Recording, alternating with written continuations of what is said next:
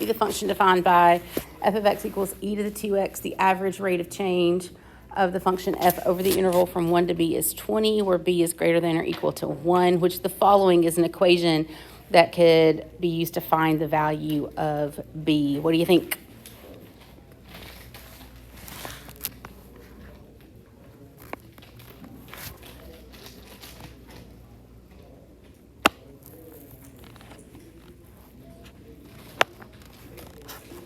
Okay, y'all are going to have to talk to me.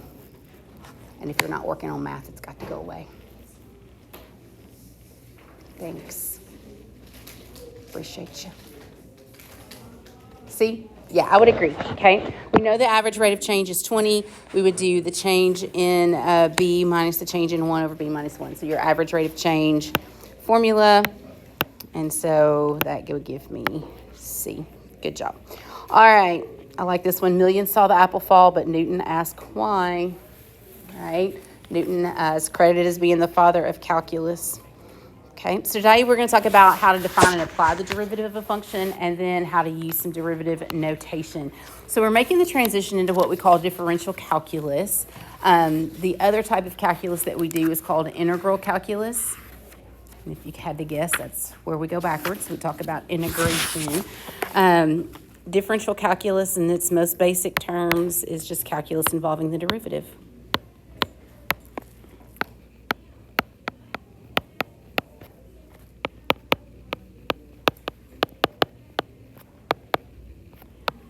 Well, if it involves the derivative, we need to know what a derivative is. All right, so we're going to think about what we did yesterday, or the day before yesterday. All right, the derivative is the instantaneous rate of change.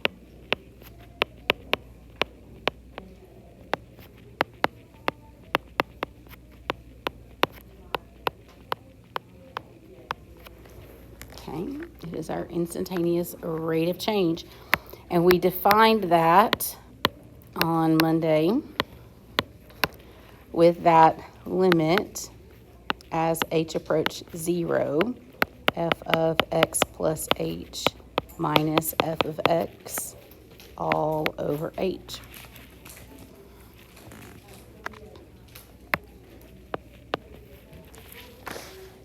It is our limit of that difference quotient. Okay, so it's our average rate of change.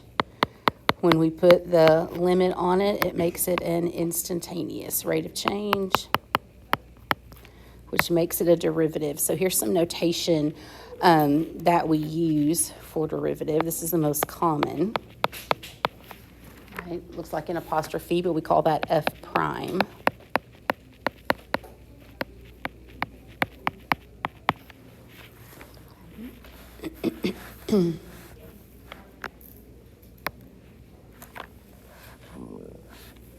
So that's a derivative. Okay, it's what we did the day before, but another way that we describe it, so instantaneous rate of change is one, limit of the difference quotient is the other. The other way we would describe it is the slope of the curve.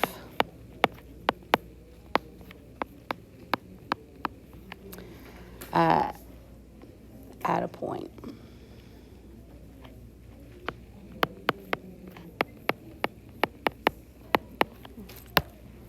And then the last way we describe it is the slope of the tangent. Remember, a tangent is something that just touches one time. So the tangent to the curve at a point.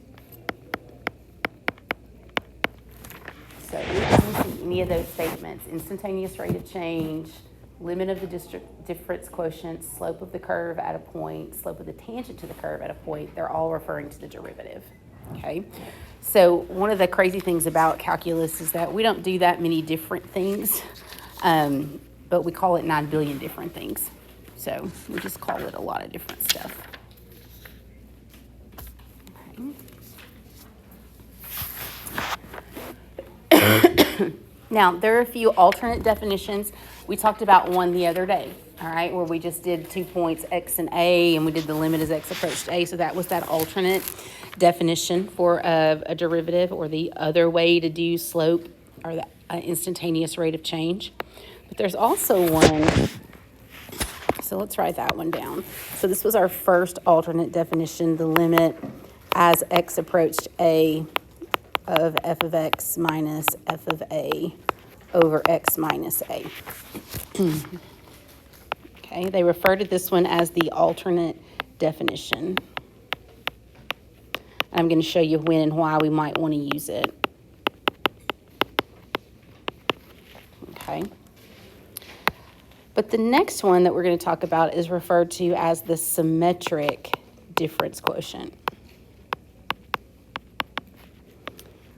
And the only time that you'll be asked to do anything about this one is to recognize it, okay? Not to actually use it, but just to recognize it. So if they gave you a multiple choice question and ask you which of these represents the derivative, if there's one that's a symmetric difference quotient, we would say that one is a derivative, okay? So let me show you how it works. So basically what it says is that we've got this curve, all right? And let's say we want to find the derivative at this point, a. Actually, I'm going to call it x. Yeah, let's call it x, because that's our point we're interested in.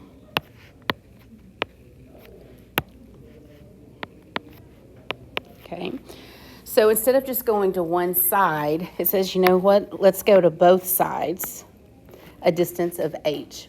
So to the right, I would have x plus h. To the left, I would have x minus h. Okay, so I'm going forward and backwards a distance of h. So these are my new points. And we're going to do the slope between those 2 points to try to approximate the slope at that 1 point. Right? We always start with the average rate of change, so that would be f of x plus h minus f of x minus h over x plus h minus x minus h. Okay, so that would be my slope. That's my average rate of change. It's the slope between those 2 points.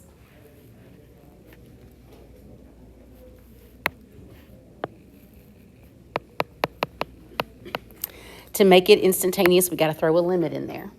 Okay. Who do I need to limit in order to get closer and closer to x? I need to limit h. H needs to get closer to what? 0. Yeah, I want as little distance as possible. Right? So once I throw the limit in there, that makes it instantaneous. All right? Now, the only thing we do is we simplify that denominator. So think for just a second about what's going to happen if I distribute that negative. All right? So I'd get a negative x and a plus h. What would happen to my x's in the denominator? That would leave me x plus h minus x plus an h. I dropped all the parentheses.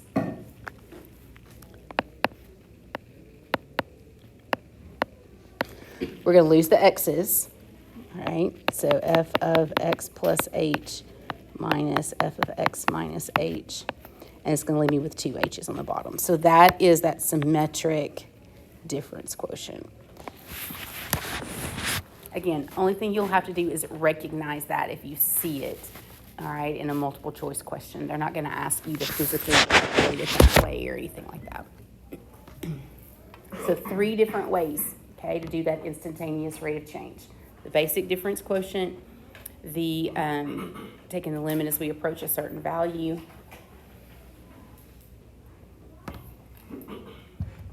The weirdest thing is I can't drink out of a straw until like 3 o'clock this afternoon. What's up with that? So it's just weird for me because y'all know I drink lots of things out of a straw.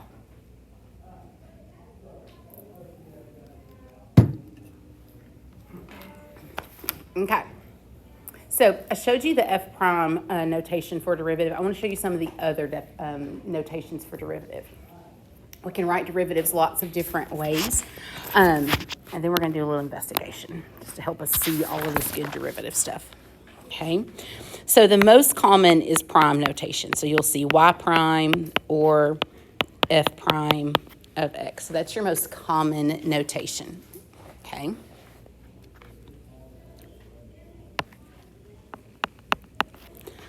Our second most common notation is this, dy dx. Okay, so this we would say the derivative of y with respect to x.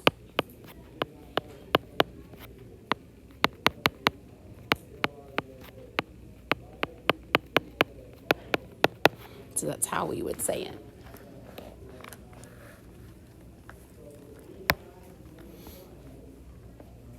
Okay, this bottom notation that I just showed you, I can't remember who's, I think that's Leibniz notation, but anyway, there were two guys, Newton and Leibniz, who kind of came across calculus at the same time, and so they're both credited with part of it. Newton's pretty much called the father of calculus, but Leibniz notation kind of stuck in there too, so they're both in there at the same time period. Okay, now only other differences, if you have a function, so df with respect to x, sometimes you'll see it d dx, and then they'll put f of x out to the side.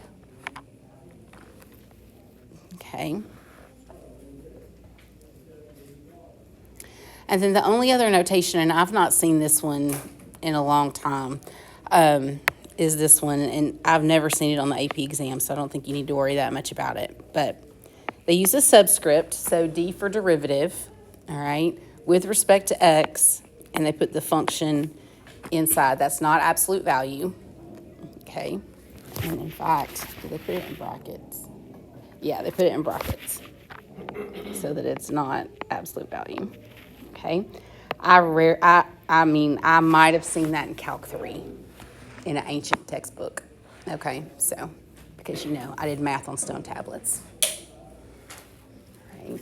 But all those others are the ones that you're going to see that say, hey, we're doing an instantaneous rate of change. Whatever x value is in there, so like if you say f prime and then it might say 2 in there, that's saying find the derivative at 2. All right, find the instantaneous rate of change at 2. Okay, so let's work through one, and let me kind of show you what the expectation is in terms of how we're going to do this. Okay, then we're going to do a little investigation that kind of helps us, I think, just to solidify what derivatives are about. Okay, so it says to find dy dx at x equals -2 if y is equal to 2x squared minus 3. What's going to get you on this is your notation, all right, because we've got to do an average rate of change. We're going to do the limit of the difference quotient. Okay, so I'm going to do the limit as h approaches 0, f of x plus h. Well, what's my x that I'm plugging in? -2 plus h minus f of x, which is -2, all divided by h. So what should happen is my only variable is h, because that's what I'm limiting. Okay, so as h approaches 0. We're going to keep the limit because I got a bunch of algebra to do. Okay, so I'm going to take the limit as h approaches 0. Okay, I'm going to take my y function and I'm going to plug -2 plus h in everywhere I see an x. So I'm going to have 2 times -2 plus h, and I'm going to square it, minus 3, minus, and then I tend to put this in brackets so that I remember I'm subtracting the whole thing. I'm going to plug -2 into the function itself. So 2 times -2 squared and minus 3, all divided by h. I've still got a lot of algebra to do before I can plug in 0 for h, okay? Because right now, if I plug in 0 for h, it's going to be indeterminate. We're going to indeterminate. We're going to get 0 down there in the denominator. So let's just keep simplifying. Keep your limit as h approaches 0, okay? Keep that 2. -2 plus h squared. That's -2 plus h times -2 plus h. It will always give me 3 terms, okay? So that's going to give me a positive 4 minus 4h plus h squared, and then minus 3. And then minus -2 squared is going to be 4, times 2 is going to be 8, minus 3 is going to be 5. Okay, so I just did the arithmetic there in that last piece. All divided by h. Okay. Let's keep going and hope interesting things happen. Okay. So I get the limit as h approaches 0. That's going to give me 8 minus 8h plus 2h squared minus 3 minus 5 would be minus 8 all over h. Okay. Looking better. Anything we can simplify?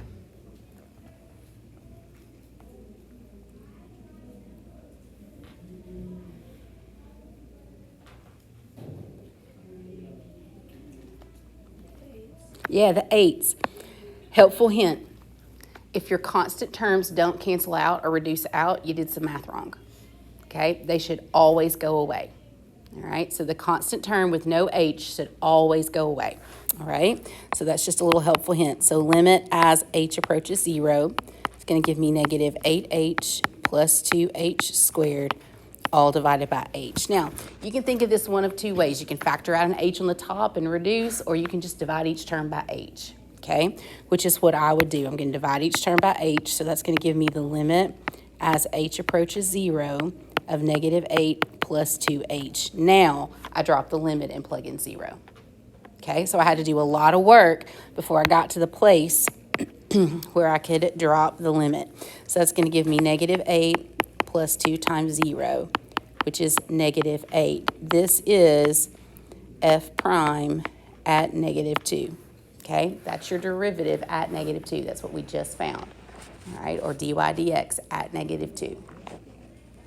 Okay, that is your derivative. It's your instantaneous rate of change at negative 2.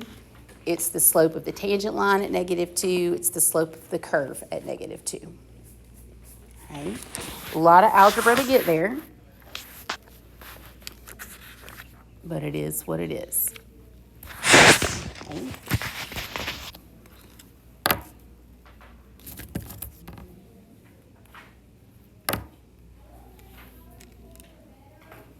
Question about all that math, because it was a lot. All right, it's mainly algebra. What we're doing today is algebra. Okay. All right, but what I want to do is a little investigation. I think it's got like 6 questions or so. All right, I lied, 6, 7. Yeah, 7. Okay, so there's a lot, but it's graphing. All right, it's graphing. So what I'm going to do is it's going to ask you to put stickers or put dots on a graph. Okay, as you're doing stuff. So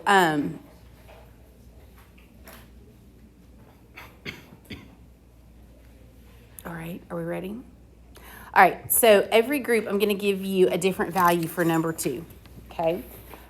So at number 2, group 1, you guys are going to do, so write this down, at x equals 3. Okay. Group 2, you guys are going to do at x equals negative 2. Okay. Group 5, you guys are going to do at x equals...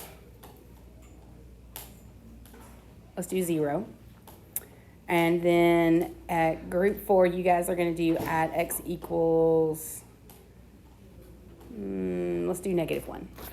Okay? So write that in because that's your 1 point you're going to find. Okay? In there. All right, go ahead. Start your investigation. I'm going to put some big graph papers up because it's going to ask you to graph some things. Put some dots on the board. I'll get you some stickers.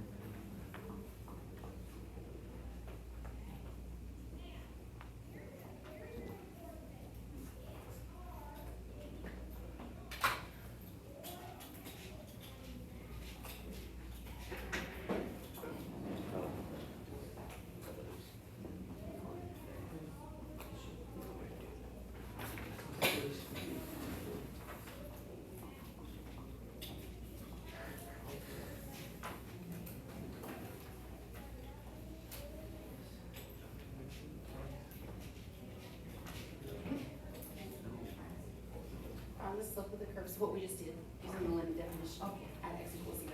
Yeah. Yeah, number 2, you're using that limit definition that we just did at the x value that I gave you.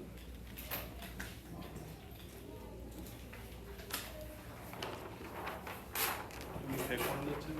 Do what? Do we pick one of the two? Limit definitions? Yes.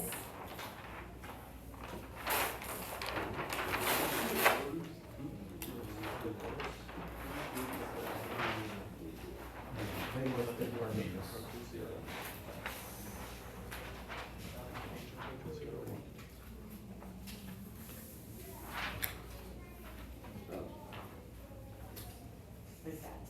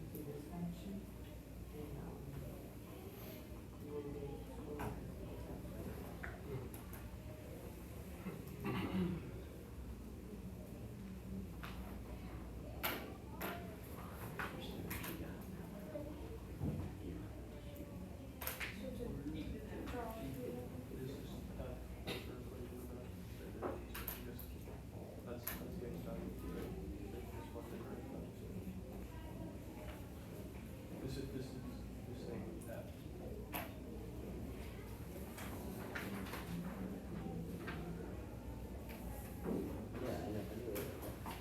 So you just, here you just roll function, make it super safe, which should be able to do it that formula. Then you start it that way. Put our actual equation, and then put on the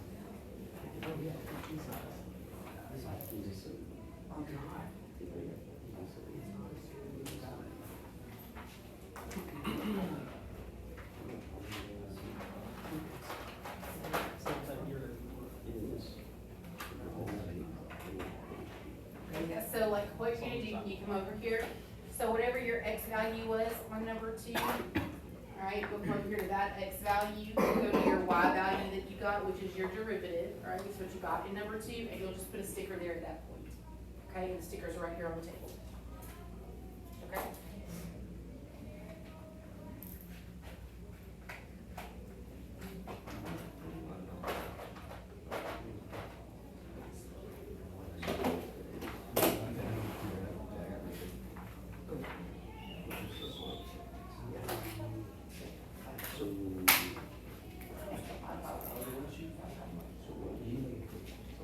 Okay, so we're just, let's do 1 through 4 right now.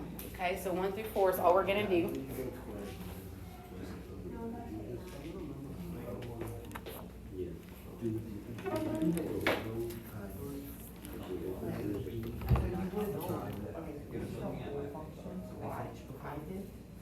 I something where you are making more function, but for the X, I put the zero itself. It's like, imagine this, if you're an X with zero, that means your zero function is X negative times A. And then I put that into inside. And then we have this whole aspect of this whole diamond N here, will be negative times 0 plus H plus 2 times C plus 2. And then you'll,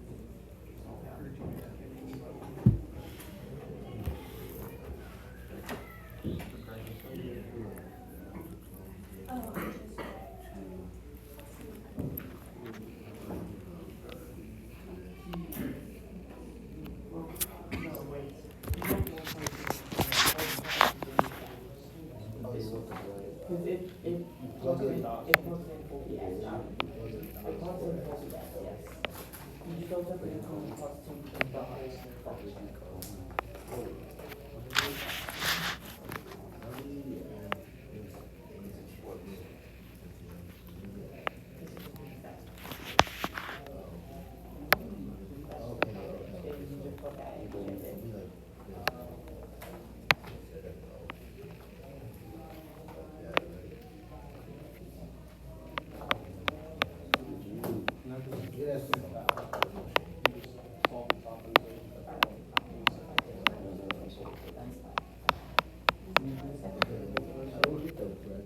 Oh, I can that's grab fine. it, Yeah, then I know that you'll subtract it this way.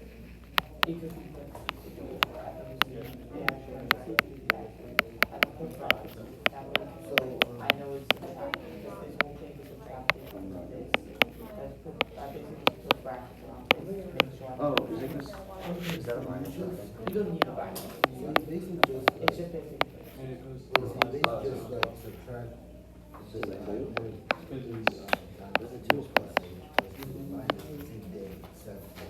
Without the A, minus. That was the whole.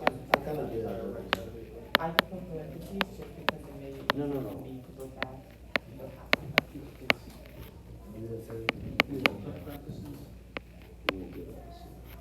Whatever is 5 by 8. And you have to include the limits throughout the whole thing. That's actually a better one.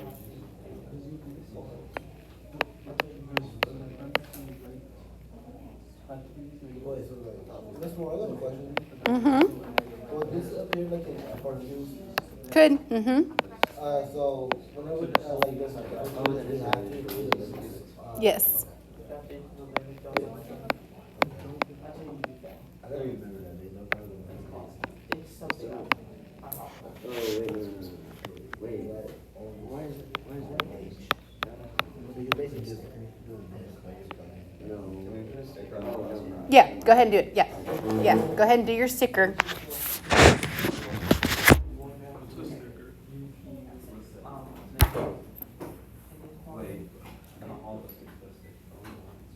Yeah, just one, because y'all all did the same X value. oh, then you Yeah, actually. you just like on the top and.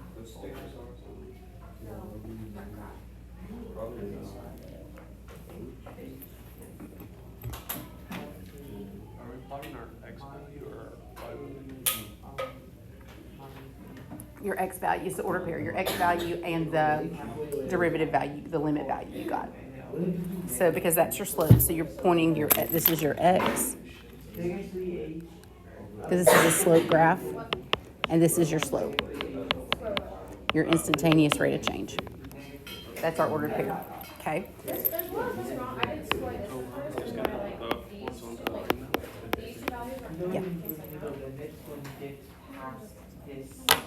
This one here, and leave the limit too.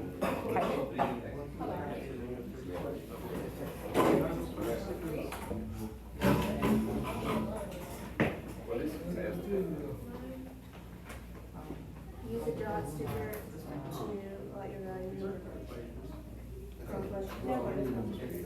I just can't do it.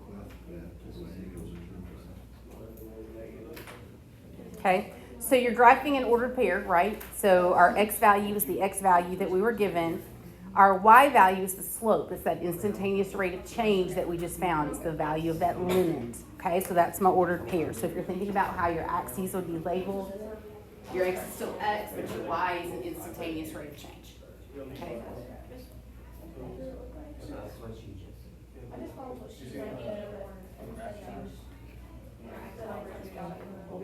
Do the same value.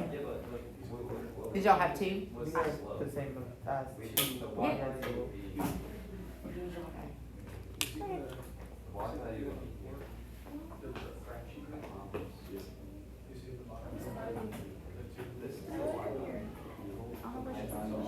She was texting last night, 'cause we were talking about like Friday's game. Yeah, I'm excited. My husband, they're taking like nice buses, charter buses. So my husband doesn't have to drive, so he can drive me to Cookville for the ball game. So I'm grateful for it. I don't have to drive myself ABAC. We were trying to decide if we were gonna like carpool. There's one person who originally we were on the carpool with, her parents were like, I don't want you to drive to Cookville. It's a long way. I'm the designated Uber friend, so I'll hop in when they're in. Yeah. There's a chair here. Be careful.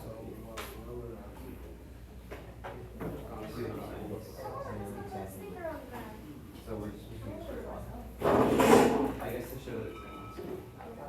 Oh, that's right. That's called slope. The one that is.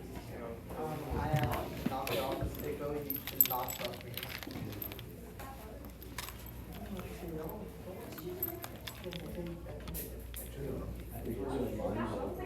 It's free. It was like, it was 70, that was just like that.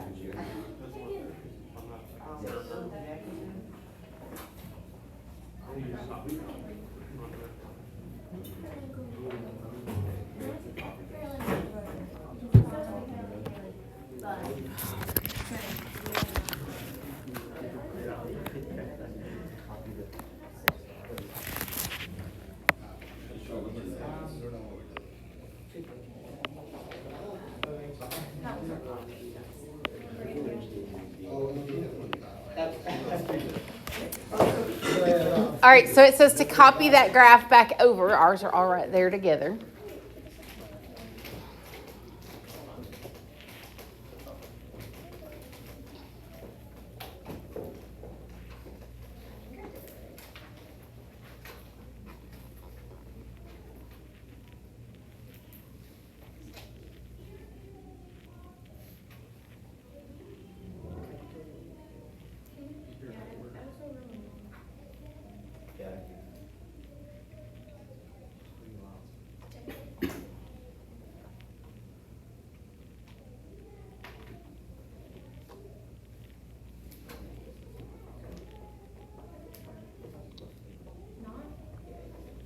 See, that's what I thought.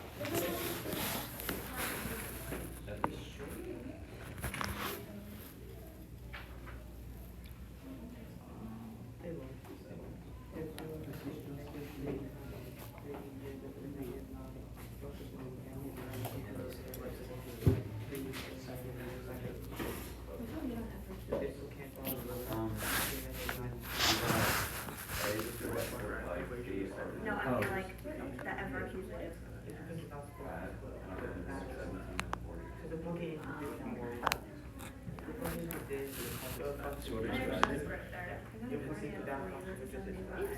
That's good. This is so many. I thought the wrong word. Your work was square, and I forgot that this equation wasn't square. Oh, okay. That's okay. It's all good. Okay. All right, so take a look. All right, what do we notice about this before I send you into the next part? What happened? What's our graph look like? Yeah, they're all -3. Okay? They're all -3. Okay? So if that's the case, what do you think the slope of the curve will be at x equals 53? It'll be -3. Okay? The slope would equal -3. Okay? Why do we think that? Because the average rate of change is like always a -3/1. Okay? So our average rate of change is constant. Okay? So our instantaneous rate of change would be as well. Okay. All right. So now we're going to repeat that same exercise. Okay. So you're going to use your same x value. Okay. G of x, this is when we use G of x is equal to x squared. So you're going to do the limit process. Okay. And then you'll go put your dot over on the slope. And then the question 6, h of x will be x cubed. Okay, so we'll do the same thing. You'll do that limit process, graph the graph, go put your sticker on for your ordered pair. Okay, and let's see what happens. All right, we're going to look for some patterns.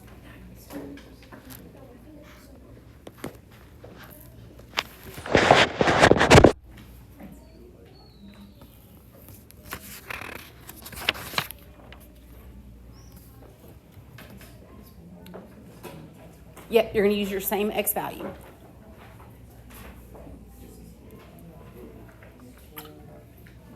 Only thing we're changing is the function.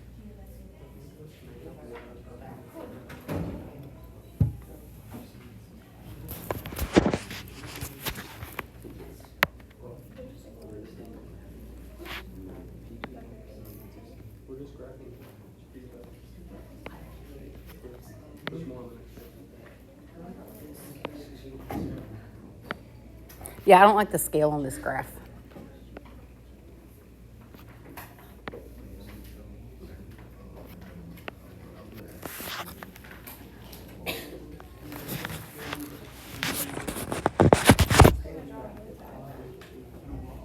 Yeah, I did too. I'm happy what you did. Yep. Yours is better than mine. It's a project, that's what we have.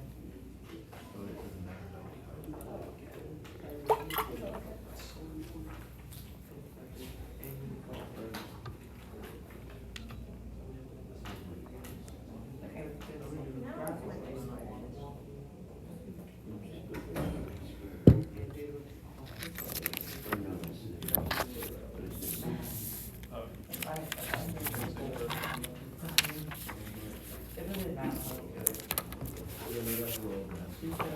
Just provided as the, it's also the, So this one, is a different value than H? Nope, same one. Yeah. Oh, for h is x cubed.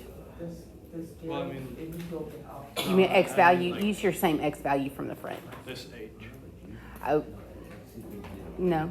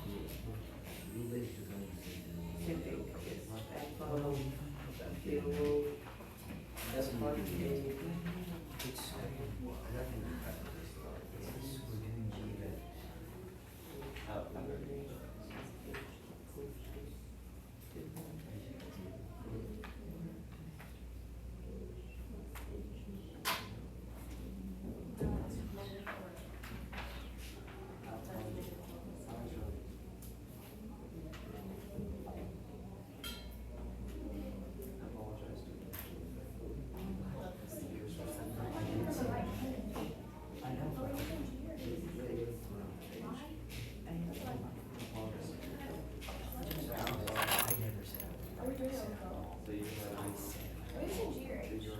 G first, and then you'll do H on the second one. Yeah, start with G. X squared, then we'll have to do X cubed. It'll take you a minute to do all that algebra.